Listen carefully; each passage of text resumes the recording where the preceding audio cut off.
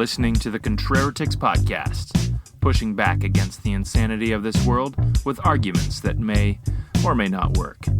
And here's your hosts, Josh the Gun Nerd and Ian the Beer Nut. Yeah, here we are with a bottle of vodka. That's right, vodka. Vodka. We're here in the Walton Studios. That's right. You'll notice that we have the finest of sound. Yeah. Although right now it is crystal clear. Yeah. So maybe we just had to hit record. That's it. Yeah, so we're we're in a undisclosed location. That's right.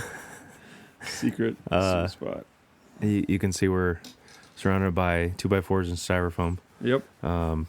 The never-ending project. Right. Keeping it cozy out here. I'm guessing on the YouTube. Yep, you can see. There it is. I mean, we can't read it, but Ivan Grozny something or other. Vodka. Ivan Grozny? I think that's what it is. that's what they used to call me as a kid. That's right. Well, Ivan the Terrible. There you go. Yeah, you get, on the YouTube, you could. I think in your frame they can see the Coleman bottle opener. Yeah. Kind of a classic there. Coleman look there. It's probably just out of range, but there's a deer antler up there. About to fall on your head. Yeah. There's a crusty dinner bell. Yeah, and instead of a network, what are those? The network stuff that's right behind my head. Oh yeah. In the closet studio, we got the sound of the river in the background. Yeah. So Pick your poison, basically. Exactly. I mean, nobody moves into a place and goes, I really like the sound of security electronics kind of creating a feedback static. right. But there are people that like a river sound. So. Exactly. Yeah, it's pretty great. Yeah. And it is off and on nasty rain today, so the kids are all inside. And so you will hear the sounds of, yes. like it sounds like maybe heads are getting caved in. Right. And It's possible. yeah, but they're probably alive. So Yeah. If not, we'll find out about it shortly. yep. But yeah, this is, I don't know. What do you think about this for vodka? I'm not a vodka guy, but Neither am I, but it seems really pure. Like Yeah. really, I don't know. it has like if you looked at the river behind us, it does not look like No, that beautiful clear. We got like snow melt and it looks silty. like a matcha Yeah, it does. It matcha does. tea from Yeah. Starbucks. But if you're thinking of like nice glacier fed water. Oh with a yeah, kick, yeah. This is definitely Right. leaves Yeah. that impression. Yep. And I mean, if you just pick up the cheapest vodka that you can find, it's just got that, Yeah. like Yeah. really sharp and really. Yeah. This doesn't have that. This is good. Yeah. I could see why people drink vodka. Yeah, I mean the Russians know what they're doing with vodka. Yeah. This looks like it wasn't actually purchased in a liquor store, right? Was this brought back from Russia? I think so. I mean, Yeah, it looks like it's got tax stamps or something on the side there. something. Yeah. Oh, I could tell you what it says. Can't tell you what it means. But oh no, actually a little bit. Yeah. Rossiyskaya Federatsiya Marka, something like that. That's my like third grade level reading capabilities. There you go. Yeah, that sounds like a great drop for the end of the episode. Yeah.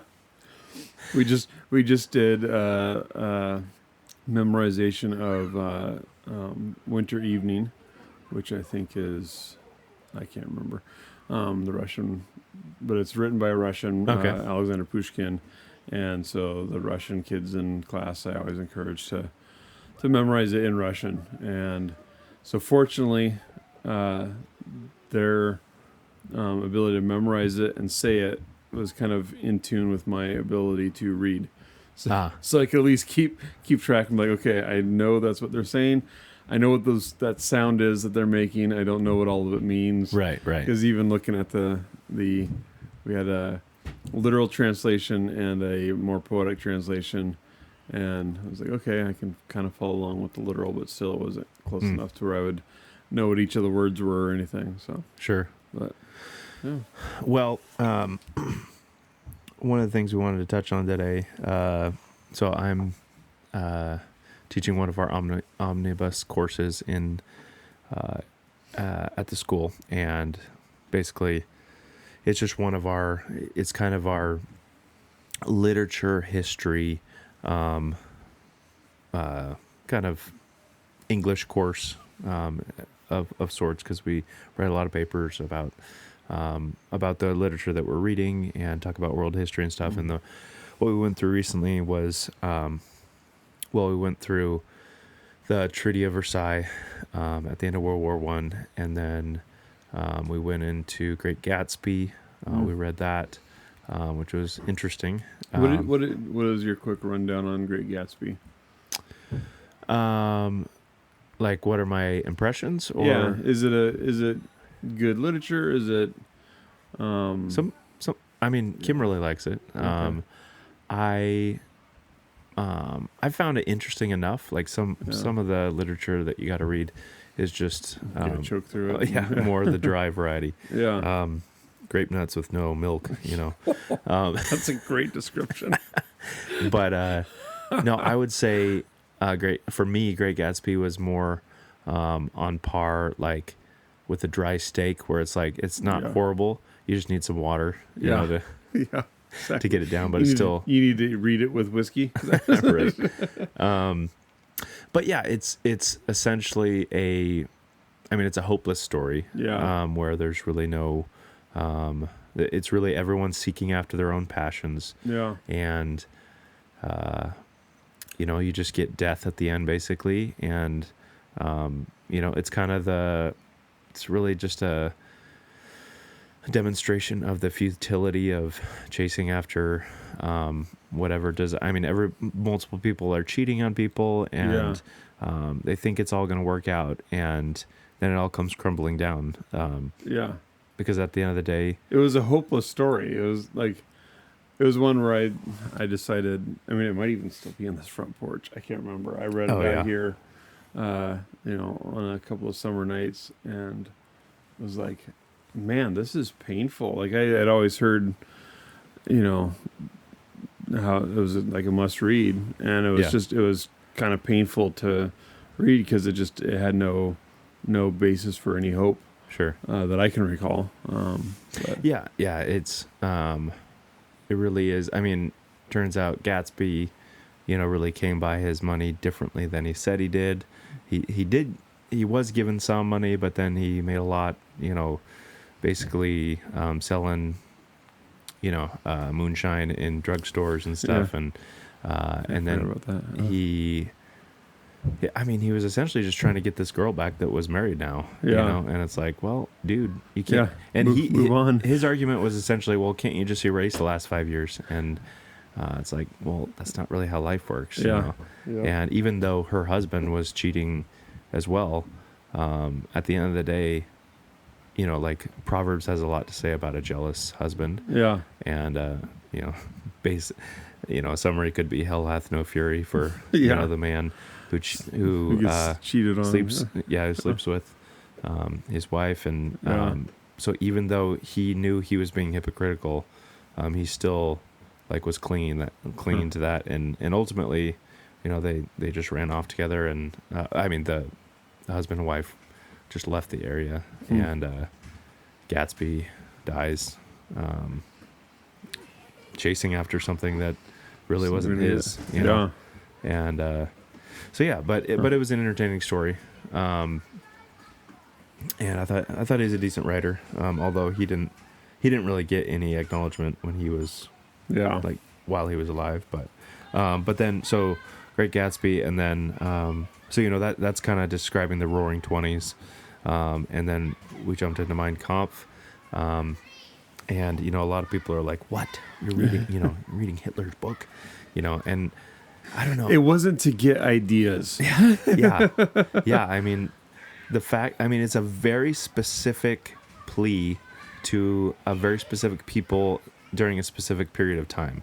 Like it is Yeah. Hitler basically from prison writing to his people saying, I can restore us to former glory. We were cheated, out of, like they never actually, apparently one of his contentions was also that they were never actually defeated. They just kind of called an armistice. And so there wasn't really, they're like, hey, we weren't actually defeated. And we're issued this punishment of, no more than 100,000 troops, no Navy, no submarines, all kinds of restrictions on them, which I think was not a fair and judicious way to go about that. I think it's unfairly punished basically laid all the blame at the feet of the German people. Yeah. And he was promising to bring back their pride, to make Germany great again. Yeah, so it took a vulnerable people, yeah, and gave them a lot of hope, and then said, "Well, yeah, there's some other things that I want to accomplish too, like wiping out the Jews." And he essentially laid a lot of blame, just like Germany was blamed for everything. He laid all the blame basically at the feet of the Jews and said, they're the reason for all these horrible things. Just reading some of his words, it is cringe how much he,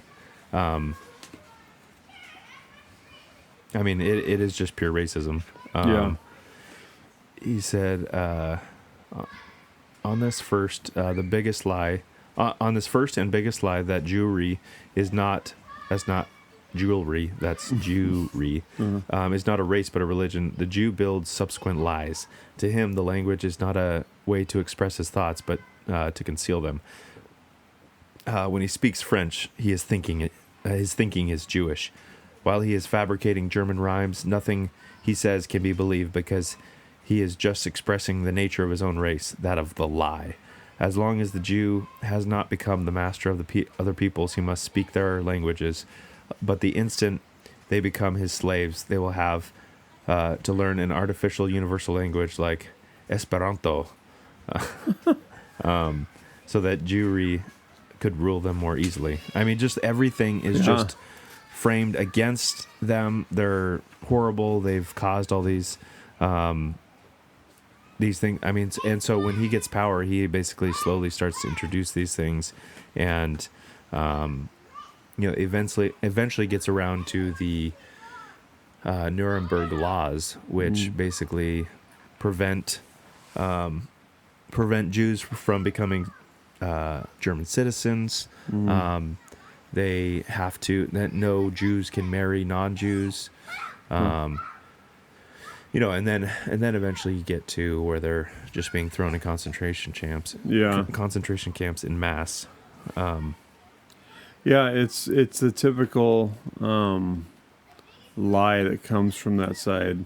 The lie and the propaganda, and then also there is no forgiveness for the sins. Like there's no forgiveness for the Jewish sins, be they real or imagined. Right. And then they must make the sacrifice. You think about that now, in our current time. That was actually, and I think it's two different things. But that was one of my big concerns with Trump in the beginning, was that he was looking to restore rightfully the pride in America that we once had. But I was like, okay, at what cost? This isn't a godly man. So what's he gonna make as the target of our rage? And that could be the good thing. It's good to look at those that have corrupted our society as a target, but also because he's not coming at it from a biblical standpoint. How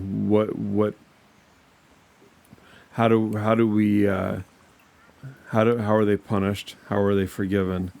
How's that come about? And we're not seeing that so much with him, these many years into it now, but I think that's still a risk in any, it's more of a risk, I think, with the people, in our case than it is the leader, and then the leader allowing what the people want. I don't know. Am I rambling? Does that make sense? Or is that a... You're saying capitalizing on people that are looking for former glory, and being susceptible to foolish things. Much better said. Yeah.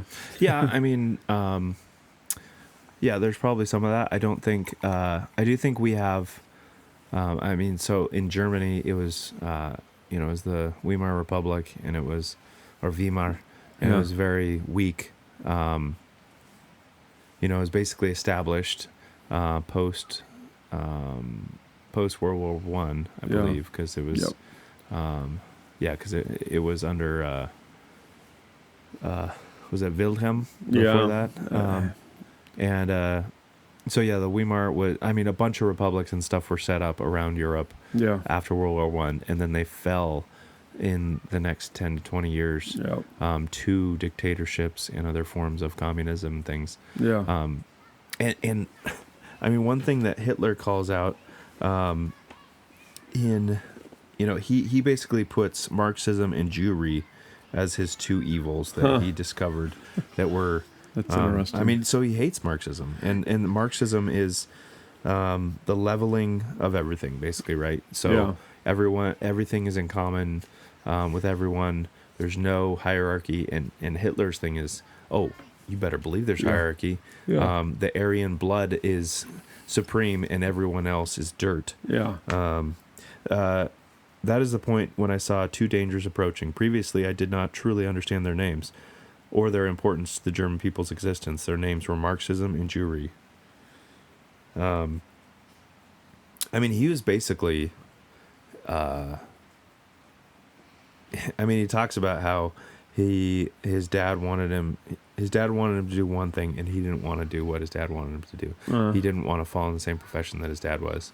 And so by that, to show his rebellion, he got poor grades. And then when he went to get into art school, he didn't get into art school because they said he didn't have the talent for, even though he said he was an amazing artist, they just didn't see his talent. But they said, well, you'd actually do pretty well in architectural school. But he didn't have the grades for architectural school because he was rebelling against his father, Such an interesting life, and how it was. I mean, it's basically what many rebellious teenagers are. He became all of that in the end, and then extinguished himself. Unless there's conspiracy we want to go down on that, but right, I mean, and then you could say could you draw a straight line through not obeying your dad to millions of Jews being... Listen, son, if you don't obey me, you will kill millions of people out of it. No, not that. I mean, it is one possible outcome. Yeah. Really. But I think what did Sean say, that he's basically just a sad sack. That was just mad at his dad and mad at the world that they didn't recognize his brilliance and rejected from art school. And so he went on to... It's just such a common trope, though. Yeah. Daddy issues, nobody knows how amazing I am, right. Art school, and then, we'll just tack on, heinous killer. Right. So he gets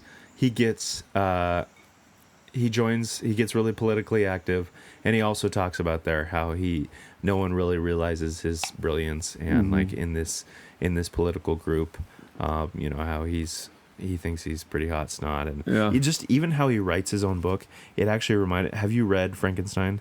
I haven't. No. So it reminds me of how the monster in Frankenstein, because people, if you read the book, Frankenstein is not the monster; he's the doctor who creates the monster, and the monster doesn't have a name, but the way he writes, because at some point he's like observing these people in this cabin, like he's run away from Frankenstein.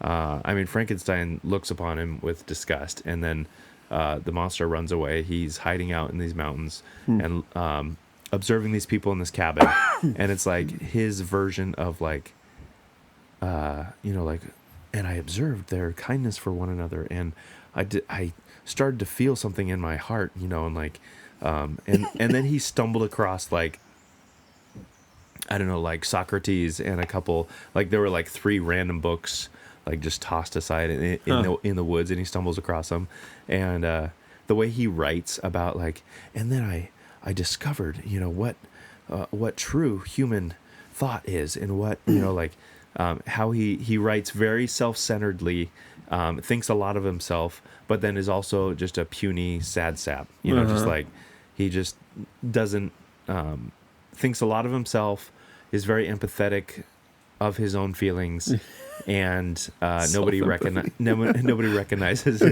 his brilliance. Yeah, I don't know if you can have self-empathy, but he has it if you could.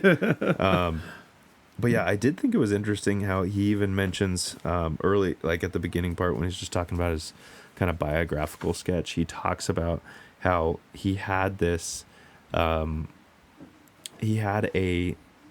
think it was a high school teacher, or maybe it wasn't high school, but at some point he had a teacher that just, like really shaped him. Like he really appreciated how much this guy loved learning and loved history, and I thought that was interesting. I don't know if I thought I had it underlined here, but it's just like, do they have the teacher's name, or is he like, yeah, I don't need those accolades. I don't need that recognition. Yeah. So yeah, he I don't think, yeah, I don't have it outlined here, but it is interesting how many things that he recognizes, like just unequal weights and measures. Mm-hmm. Like he will just call out somebody for their evil and for their you know, debased mind or whatever, and I'm like, who are we talking about? Yeah. Like, do you have any way to talk? You will be known for your unequal weights and measures. You will be known for, you know, you will be the bad word, the bad name that is called. Right. That is crazy. Yeah. Think of that. Yeah. But even I was just telling Kim, you know, like how even though some of the books are, you know, more along the dry grape nuts, it is. You come away from it glad that you've read some of the original sources, because like it's not just a boasting point. It's more a like, no, I've read him. Like I know I got into his mind. Yeah, like bit, he I read it straight from his mouth. Yeah, you know, like right onto the page, and that's why I think it's important that we preserve the publishing of these things. Yeah, you know, that people. I mean, the left that's all, you know, worried about, you know, these book bans and stuff that Trump's doing or whatever, you know, because all the gay stuff that and trans stuff that's getting into libraries. But I'm like, that they're the ones that want to, you know, ban this type of stuff. And it's like, well, how about to prevent from history repeating itself? Yeah. If nothing else, and learning from the past and learning from those big mistakes. Yeah, just because we don't want something in the children's section doesn't mean that we also are wanting it banned. Yeah, you know, like, well, you know, we clearly under the way things have been, having Mein Kampf around is not been an issue. When you have a society that to one degree or another honors God and the principles that is set up in Scripture, that's not an affront. It's an affront. It's not a danger to those principles to have Mein Kampf in print. Right. Yeah, like I think it doesn't compete. I think we're more susceptible to falling prey to old lies in new packages. Yeah. If we don't have the example of, because we can all point to like, oh yeah, murdering millions of people is bad, but what actually led to that? Why were those people so convinced? And I mean, I had my students write on you know, comparing Nazism with Marxism, because I think most people would, if they asked you, it's socialism, it's all kind of the same thing. Yeah. But he says the two evils in his mind are Marxism and Jewry. Yeah. And you know, he just saw, and that's really why. So I was listening to a talk by George Grant And he gave this lecture way back in like 2001 or something. But he was talking about how, essentially Hitler could have had Europe in the palm of his hand in like 1940. So before the United States gets involved, before all that stuff, he advanced so quickly across so many different fronts and had enough strategic placements of his troops. But then it was really his obsession with the Jews and his hatred of the Slavs and the gypsies and those that up in the Soviet Union that he just that was his downfall. I mean, he basically just like if his mission was get as much power as possible and rule Europe, like he could have accomplished that, but that wasn't his goal. His goal was wipe out the Jews, and his hatred overruled all that. Yeah. And then go after the whole world. It's like, well, yeah. I mean, I think he wanted to be God, essentially. Yeah. I mean, he really, I mean, he saw it as his mission to wipe out those that were, I mean, not even to mention, like anybody of other skin color. That they would have all been gassed. There's a lot of people that would not be Ubermensch. I'm watching my son with a BB gun right now, and I'm just making sure that he's following the rules that are allowed. The house/forest rules. Yeah. He was holding it on the wrong side of his body. As far as like, it wasn't wrong, but it was possibly done in a way that he keeps looking at me. Unless he all of a sudden became left-handed or something. Yeah, exactly. Yep. Are you hiding this from me or what? Yeah. So what are these things sitting beside us? Man, well, we're out at the cabin, and not these aren't where we're at usually. Right. But, I mean, I've got, this is like my super cheap build. It's a 300 blackout with an 8-inch barrel. It's one that I built. I think it was the fastest build I ever did. I think I got parts and built it like in less than 2 weeks. And it's got Holosun. I don't know what model it is.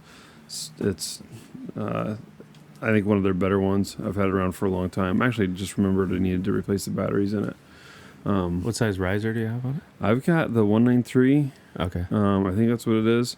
This is one of the ones that I went and was looking for a lower third, and they didn't have it. And like, have you tried this? And I was like, I thought about it.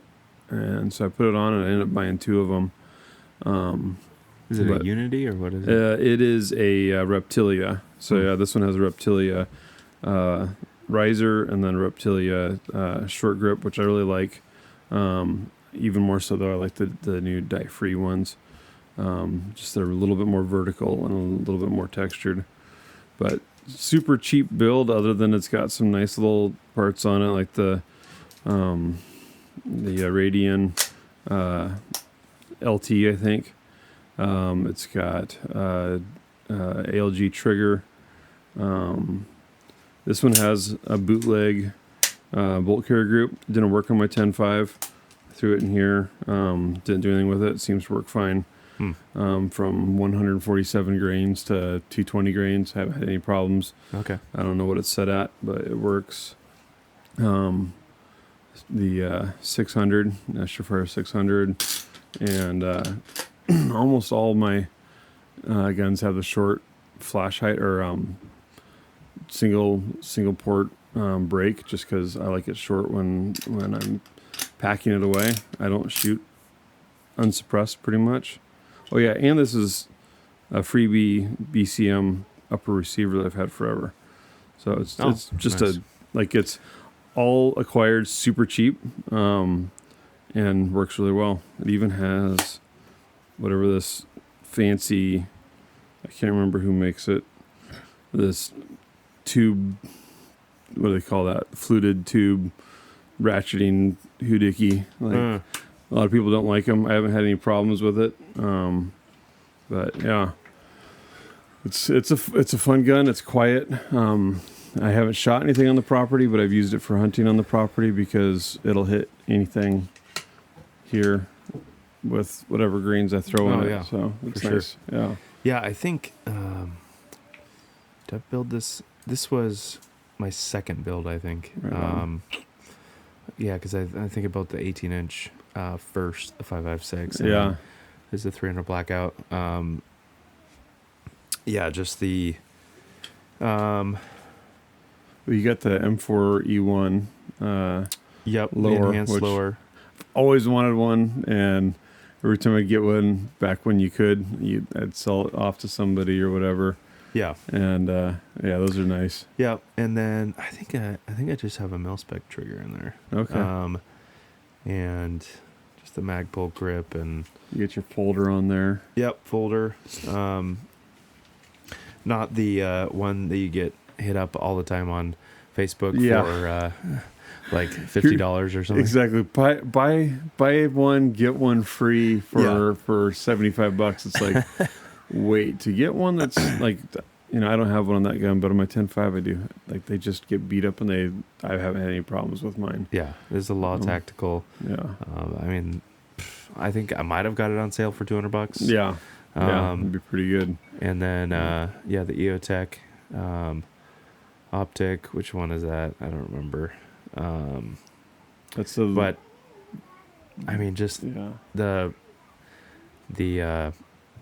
viewing space that you have on that. A big old window. Big old window. Yeah. Just I love this one, but man, EOTechs are just the best. Yeah. And then the mod light. With I don't remember the difference, but this one has the PLH V2. I think it's front isn't end it something on it. like 12 or 1500 lumens, but then like the Candela just is like insane beyond what the Surefire is. Yeah, it's performed really well. I actually haven't shown it in when I've been shooting at the property. I've been taking the longer gun out and shooting because I set up a target quite a ways out. And then the dead air can. Cans, yeah. The is it the Primal? Yeah, Primal. That's right. Yeah, so it's it's just a beast of a can. It's it's like comparison. Yeah. But I mean, it performs well. It's really durable. I haven't put it through near the paces that I could. Yeah. I know, man. 300 blackouts, like, gosh, I don't think I've ever bought more than 500 rounds at a time. Yeah. I've had that accumulated from maybe because you're about $1 a round. I mean, well, I haven't bought it recently, but I remember that was about the going price. Yeah. When I was getting most of mine at discount or as gift from family member who worked at Cabela's. That was helpful. Kids are playing some game at the... Yeah, I can't remember what that one is. I think they started playing it in school. Oh. So we had to buy it. Something to do with apples and orchards or something like that. Oh, nice. Make sure you share. Share with your friends. She doesn't have sharing in her vocabulary. It's not there. Ask your friends if they want an apple or banana. What are we pouring next? We've got the Pog and we've got the dark stuff. We actually started, whatever you want to go to.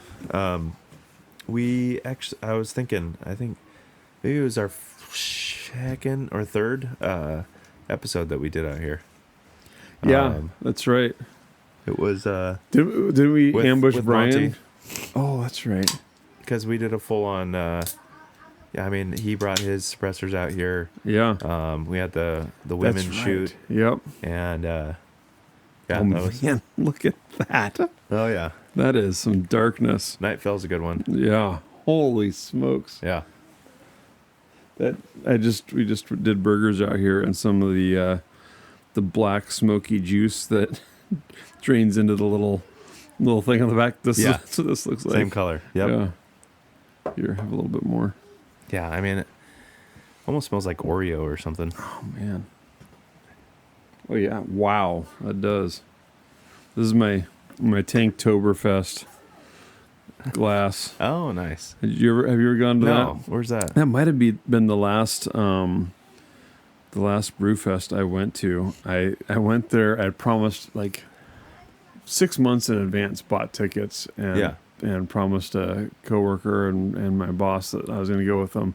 And then like a month or so out, Woodinville announces they're having their one of their harvest release the previous night. And so I stayed up, till 2:00 in the morning or whatever. Yeah. And it was moderate with drinking, but also it is, you are drinking. And then went to this afterwards, and I think I had a pint, and I was like, guys, I'm done. Like I'm so tired, and also just I can't put any more in. Yeah. Yeah, this is holy smokes. That is chewy and like black licorice and yep. So this is cookie, and this is from Skookum right in Arlington. Man, this was bottled or canned back in November. It is a 12%er. Yeah, it is. And, wow. I really do like just the. I guess I really thought about it like that, but it is like the cookie of an Oreo, like not the middle, but just the. I mean, it's got sweetness too, but it does. It's like baker's chocolate.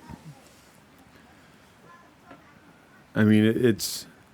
I wonder how good beer was 300 years ago. Yeah.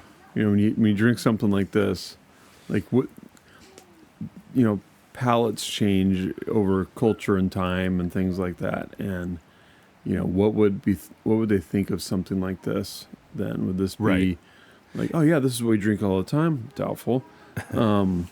Is it like, oh yeah, we do have a category for that? Or is it just like, I don't even know what you have there? Right. Yeah. Like it seems like, I mean, because nothing in this is like technology or anything like that. It's just process, know, and it's just, new ingredients and time in a barrel. Yeah. But it is, I mean, there's a reason that, a 12-ounce can is $10, because not only, save it for later. Right. But I mean, because you talk about, even putting things in a barrel in the evaporation process. And so you're selling less liquid at the end of that than you started with. Yep. And to get that higher ABV, you got to start with a higher grain bill, and like it just costs more all the way around. Yeah. Yeah, it makes sense. And it's weird, I think maybe even we mentioned it on either in conversation or an episode recently, but like you go in and you buy like a 4-pack of a kind of beer, and it's like between $16 and $24. And you're like, oh man, that's painful. Yeah. But like you go into a brewery and you get kind of one of their normal beers, and if you have 3 or 4 of them, you're looking at easily over $20. Easily, I mean, can you go in and can you buy a good beer anymore for $5 at a brewery? I don't think unless so. They're really trying to get rid of it. Yeah. They got sale on it. This is one that's been sitting at the bottom of the barrel for like a week now. Yeah. We need to move it. Yep, get it out of the way, make space for something. But that is so good, and it's interesting to have so many so good beers that we get to have as we're doing this podcast. That it's like it would be hard to I could narrow down a few that are amazing but like man, I keep getting like s'mores. Like I haven't had a sip in a couple minutes, so I keep getting like s'mores and marshmallow and all that out of this. It's pretty impressive beer. Yeah, I wish I would have captured the head on that thing before Yeah, because it was very mocha like in its dark appearance. Yeah, and it's What is Seaside Brewing? That's what this cup says. That was one that Seaside down along the coast in Oregon. We went down there, I think when Ethan was a little guy. And on the way back, we were feeling a little hungry. And it's north of, what's the brewery, the brew pub that's like on the beach down there? I can't think of the name of it. They're a great brewery. I can't think of it. But we were heading up from there. We'd camped down by that beach and saw Seaside and stopped in there. I actually don't even know if they are still around or not.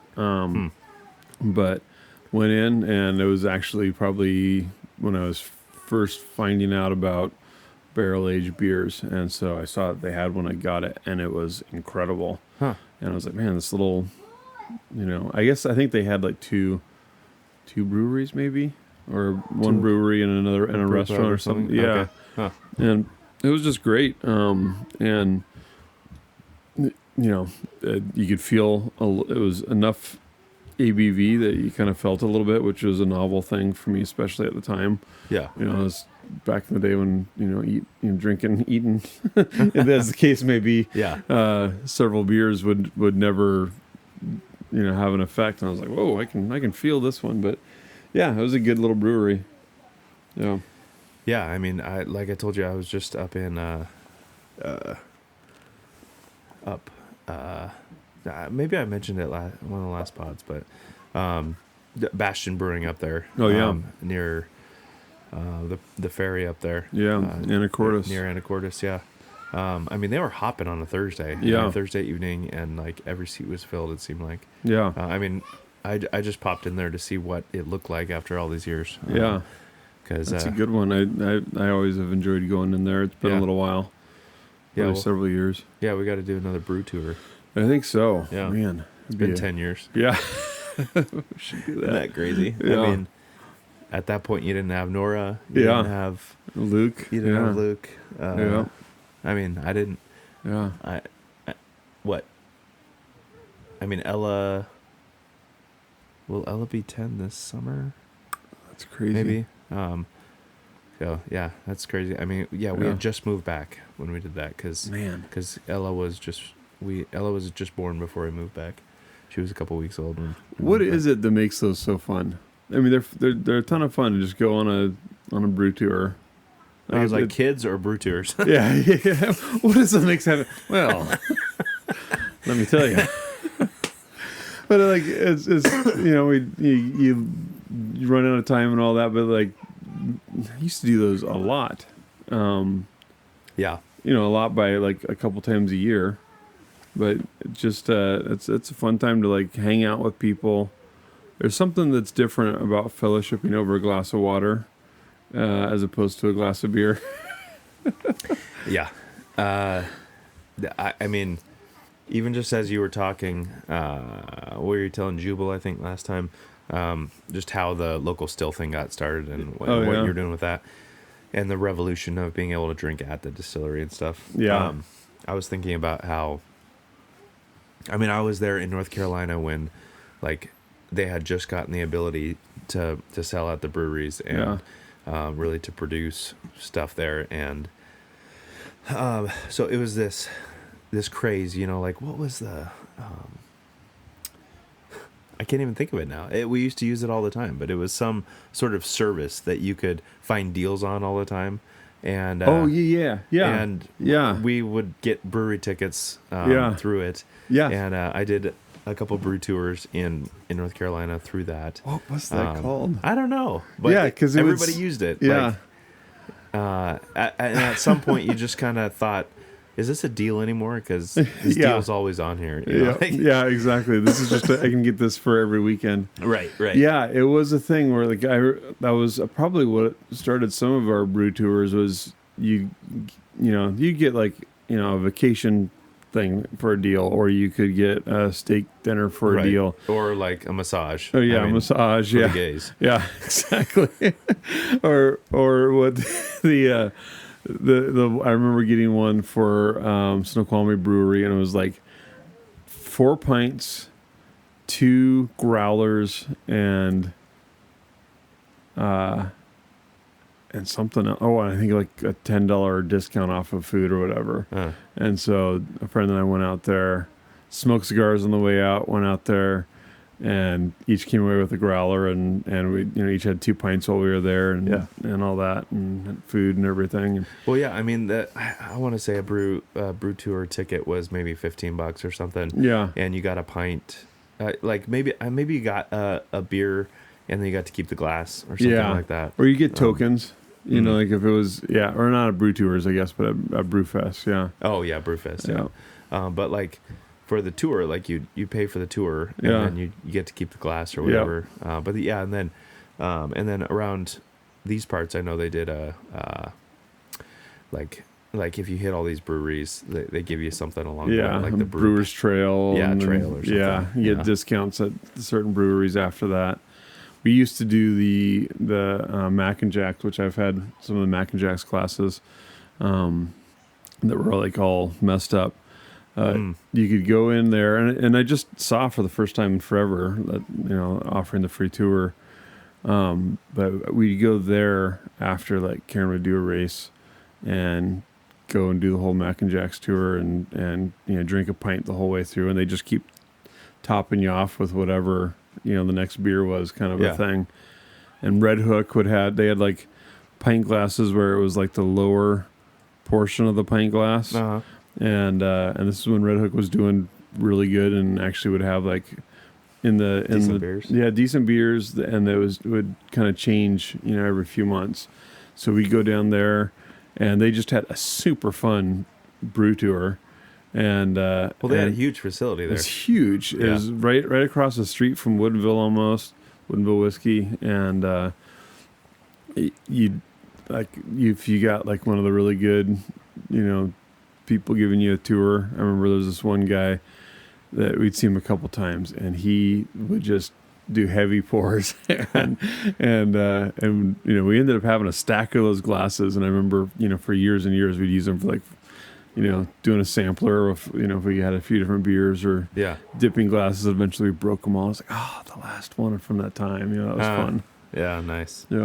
Yeah. I mean, there's different markers of times that have gone by, and I think the more that we can preserve things that we can pass on, like even if it's not like something that's necessarily valuable in its time, something that is physical that your son or daughter or grandson or granddaughter can hold in their hand and say like, this is when I was whatever. This, like physical things, we're becoming more digital, and like a video can relay something that, picture and story can't, but also I think there's something magical in a story where it's just like, just sit down and tell that story. And that's one of the things that the Fiction Festival I thought I came away with was like the value of story, and just totally telling more stories. Like what are we leaving on the table in terms of passing along to our children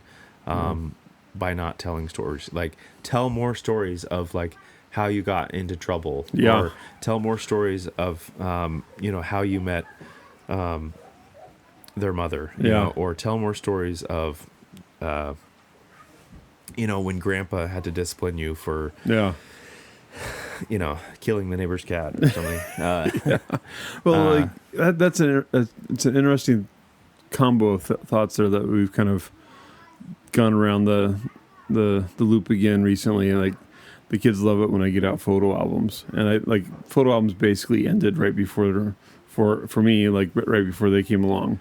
Right. And so it's all on a series of phones that are dead and gone. We have, some pictures of them that we've saved and stuff like that. But you got the photo albums, and we were looking at one recently, and it was when we were out jeeping, and your father-in-law was out there, and they were like, "No way! What in the world?" It was just kind of they showed them a different time in our lives when, like I've said here, and I tell Ethan all the time, like, man, you came along and ruined my life for the better. Like it totally redirected my life having kids, and we got to have a dozen years where we've now actually had, I hadn't thought about this, but We've now had kids for 14 years, and we were without kids for 12 years. So that's crazy. Well, and so and I was talking there about like telling our story, and I think that's super important. And then also, I think just telling story, in terms of like, I mean, you have a forest wonderland here, you know, and just coming up, especially at the age that some of them are still at, like just so like reading that book from Ben Palpin that I got, the Brightwing Tales, where he's just like, imagine there's a family of rabbits out there. Yeah. What is that family of rabbits talking about? Totally. What if they have a legacy? What if Grandpa Rabbit is reading or telling a story to the little, stuff like that, that's imaginative. I do think that is, like, I found myself, the kids still talk about a story that I told years ago. It was a stupid story that I made up on the fly about like a unicorn pooping, rainbow dust or something, and they still remember the unicorn story, Dad. I'm like, I remember that you guys bring it up, but I don't remember what I said. I would literally have forgotten the story. Right except away. that you guys were so impressed by it. Yeah. And that's a ton of fun. Right. To, like, for something that was just a throwaway for you was something that they'll tell their kids about. And going off of your creativity will hopefully build up their creativity to tell their children even bigger story. That's the very thing that I was going to next. It was the only reason I had been prompted to do it, because I remember I would remember stories for years after that my dad would tell when we would go on camping trips. Yeah. And we'd be laying there, and you might have the river in the background. Yep. And then you're just laying there trying to go to sleep, and you're like, this is a weird place. You're just thinking about a million different things. Yeah. And then totally. And then he's just like, well, let's tell a story, and he would just come up with something. And there's these two boys, and they get trapped in a mine or something like that. Yeah. And, and they eventually come out and whatever. And then at the end, you don't want to ask your dad, but you do want to, like, was that a real story? Yeah. You don't want the truth if it wasn't a real story, because it was such a good story. Yeah. You're like, man, I hope that happened. So I think that is, that is part of the wonder, I think, that they're trying, the school's even trying to build with the fiction festival, is like, that type of thing should be commonplace, and we should see it as necessary, not just as something that's a fun addition. That we should want to, like, if you're curious about the world and the world that God made, then you're going to tell story because God tells stories. Yeah. Like, it's just part of, Yep. like, he's writing a story, we're in the middle of it, and he's already written down a story that is real and true, and it's super exciting. So why wouldn't we want to then, as sub-creators, also create a story that is based off of true principles and teach real things, true principles based on fictional events, but I don't know, maybe within the realm of possibility, maybe not. I mean, Narnia, is it possible? Sure. I mean, God could do that. Yeah. But I think C.S. Lewis used, he taught a lot of true things based on a fictional space called Narnia. Yeah, and that's why it's so good, is it actually holds true to a foundational standard. Yeah. It's not just something that's written to make a buck or to entertain. It's actually based on the reality of the standard.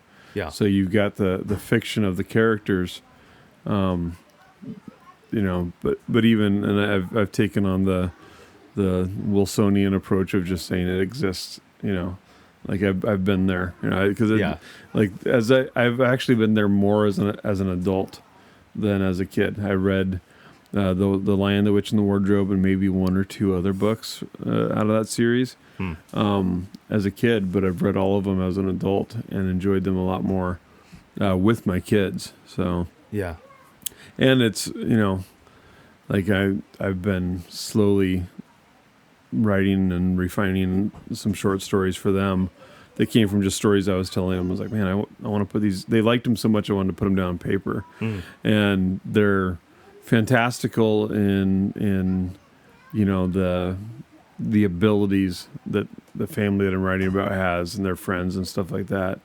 But it's not fantastical like fantasy, like Narnia is. Yeah.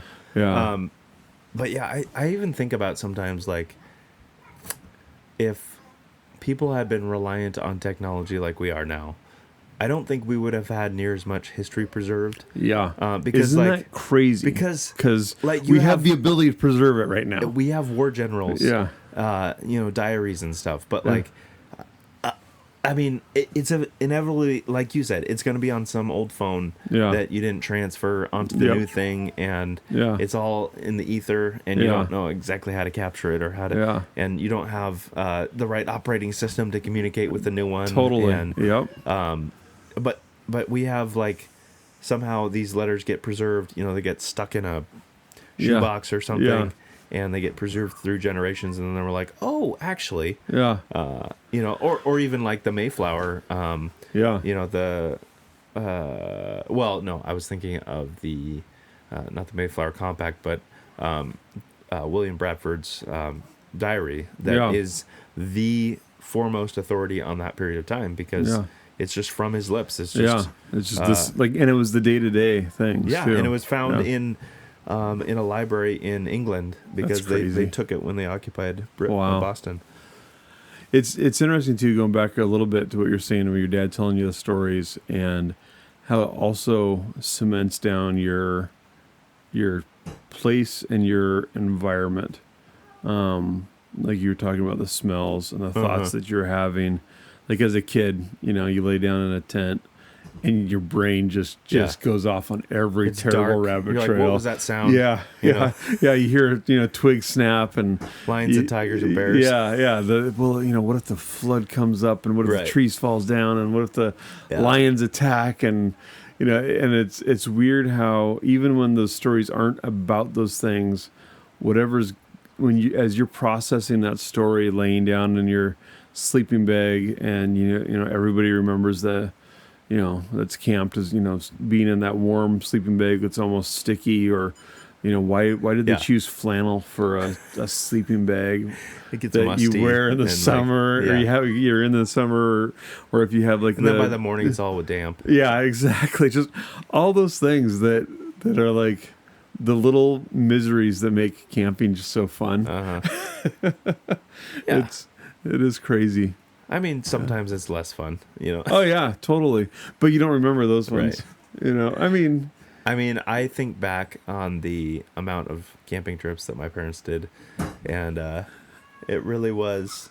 It was a production. I mean, to take that's the best words for it. All 5 of us kids, camping, and I remember when Josiah was a baby, and like we still have video footage of him, getting baths in like a plastic basin on the table, and just the. Did he have a beard? Yeah, right. He's born with a beard. Yep. No, but I mean, it's a commitment to go camping with kids, and I totally like. My dad almost always took us individually out. And I totally get it now. It's like, man, it's just easier to be like, you can screw up big time with what you bring when you've got one kid. Right. And it's not that big of a deal. Well, when we moved back, and we went camping with you guys. I mean, we only had 3 at that point. Yeah. But we also had the crazy lab. Yep. And he didn't get along with Ruby too much. That's right. Ruby did not like labs. He was like, he was also just a crazy puppy, and we hadn't done any training, and but that was so dusty. That's all I remember. So dusty. Just really dusty. Yeah. I like when I think about it, I just think about like our kids had like a 3 shades darker skin color. By the end, I just remember like every footstep was like moon dust. And we're talking like a campground. This wasn't like we were in the desert anywhere. Yeah. It was actually like not even high desert adjacent. It was still 100 miles away or 50 miles away from actual desert. Yeah. But it just was so dusty. I just remember I remember the car being dusty. It was Lake Wenatchee, right? Yeah. Right around there. Yeah. Yeah. I mean, not on the lake, but that area. 1,000 Trails. Yeah. Because I don't remember any water. Yeah, no. There was a lake like a 10-minute drive away, but water would have been like the kind of thing you'd step in, and if you just stepped into your knees, your calves would be lighter colored than the rest of your body. Seriously. Yep. Yeah, I enjoy having guests on, and I enjoy kicking around ideas. Yeah. Just the two of us. I mean, it definitely has. It sharpens us. We gotta. I don't know. Sometimes one of us will say something, and you just gotta take it in for a second. And like, yeah, maybe I need to be doing that. Oh man, that happens almost every time. Where I'm like, I say something, or you say something, I go. You're like, what did I just say? Yeah. Like, oh no, now that's public. Yeah, okay. Now I have to live up to that. On the table, yeah. Or you'll say something, I'll go, okay, has everybody thought about that except for me? Ian just spouted that out, and that seemed like normal for him. Okay, what have I been missing? Well, our as we're making our way into the YouTube format, I'm still getting the tech stuff figured out. Looks like both of our cameras are recording, which is a miracle. That is. And the weird sounds in the mics didn't come back, so they didn't. Yeah, maybe hitting that record button cleared them out. I guess because there was something weird happening. But we enjoy doing it, and the whole defiance and obedience theme, as we've talked about through the years. But I haven't talked about really since going on to the YouTubes, but it really comes from Adoniram Judson when he was about to go.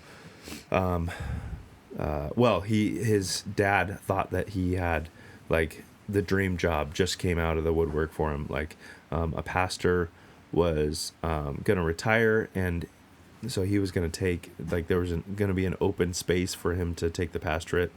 And his dad thought that was the perfect position for him, but he felt called to the mission field, and so it says in the biography, it talks about welding defiance and obedience into one inseparable whole, was the phrase, and I was like, that's interesting, because that's really what we have to do as humans, especially in a world with evil.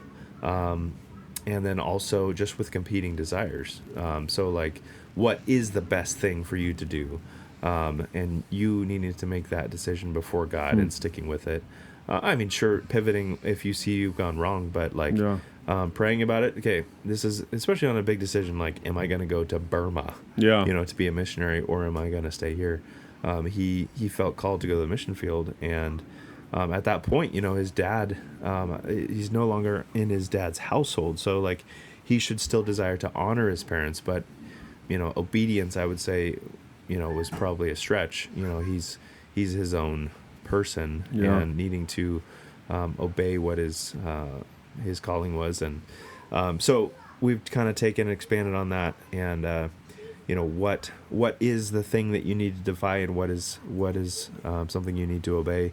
Obviously that looks different for each person, because, okay, here's a principle from God.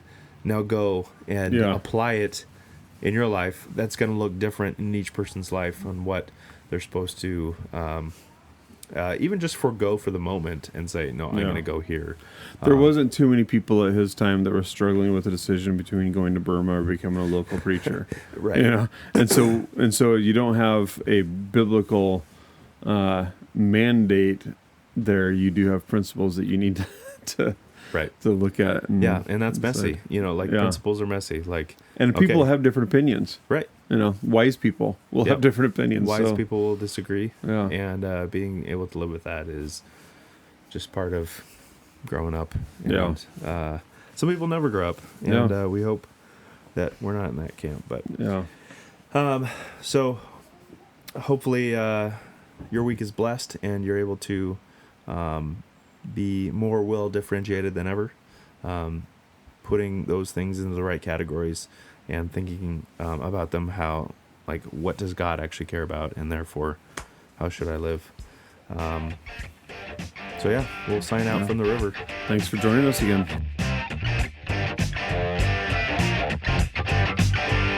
Thanks for listening to the Contraritics. Tune in next time for another dose of guns, beer, and contrarianism.